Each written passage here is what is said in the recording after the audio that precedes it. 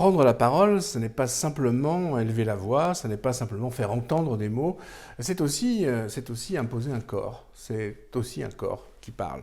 Et le corps, eh bien, ça suppose qu'on réfléchisse un petit peu à cette gestuelle. Ce n'est pas si simple que de se présenter devant un public et de d'abord se laisser voir. Alors, je voudrais poser 2-3 principes aujourd'hui dans cette vidéo consacrée à la gestuelle, consacrée à ce qu'on appelle le non-verbal, qui représente plus de 70% du contenu de ce qu'on fait passer lors d'une communication. Tout d'abord, comment est-ce qu'on se tient lorsqu'on est debout face à un auditoire? C'est d'ailleurs la situation que décrit le grand oral du baccalauréat, que nous connaissons depuis quelques semaines. Debout, face à un jury, sans notes, sans pupitre. Comment est-ce qu'on fait? D'abord, on se tient droit. On se tient droit parce qu'effectivement, la colonne d'air permet justement de faire entendre plus facilement la voix. On se tient droit parce qu'on signifie une sorte d'énergie, on n'est pas avachi ou tordu. On se tient droit, on a les jambes bien disposées de part et d'autre. On évite les mouvements de balancement comme ça qui sont assez parasites et puis qui peuvent signifier un agacement ou bien une excitation bizarre.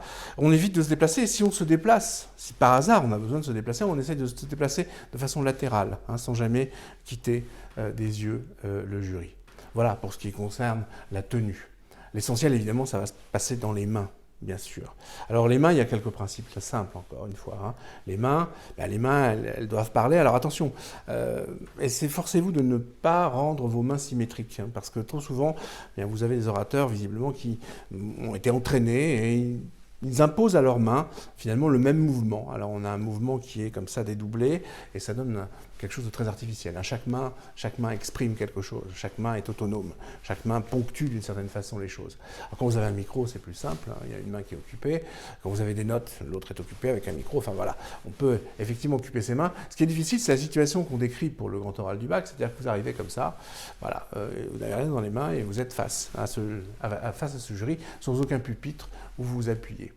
Alors que font vos mains? Eh bien, les mains, en général, effectivement, elles ponctuent, vous voyez, elles accompagnent le discours, elles soulignent l'intensité, ou bien elles s'efforcent de donner un rythme, ou d'accompagner le rythme de la phrase. Mais ces mains, surtout, elles doivent toujours avoir tendance à être ouvertes et tendues vers le ciel. Les paumes sont tendues vers le ciel, les doigts sont un peu écartés, les mains sont ouvertes et on peut constater ainsi qu'effectivement on n'a rien dans les mains, pas d'artifice, puis on a les mains propres surtout.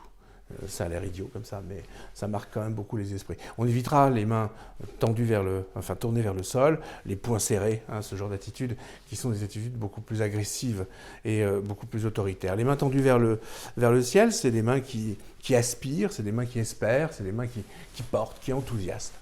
Alors, on évitera évidemment aussi les mains derrière le dos. Les mains derrière le dos. Alors c'est ennuyeux parce que c'est une attitude qu'on a souvent quand on écoute quelqu'un qui parle. On est à la tribune, puis il y a un orateur, et puis là on attend son tour et on a les mains derrière le dos et on se dandine comme ça. L'impression qui est donnée est vraiment désastreuse. Les mains derrière le dos, c'est l'ennui, c'est aussi la passivité. De même que les mains dans les poches. Les mains dans les poches, voilà, c'est la désinvolture, c'est le désintérêt. En plus, c'est très mal élevé, c'est très mal poli et c'est très mal perçu. Les bras croisés. C'est un signe bien connu de fermeture, voire d'hostilité.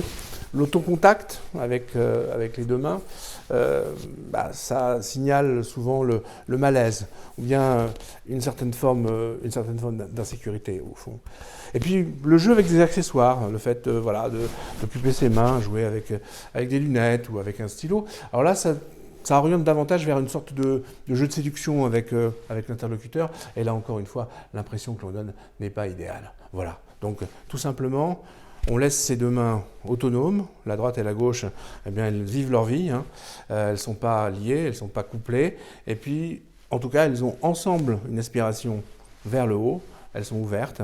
Et puis, elles suivent naturellement le rythme de votre propos.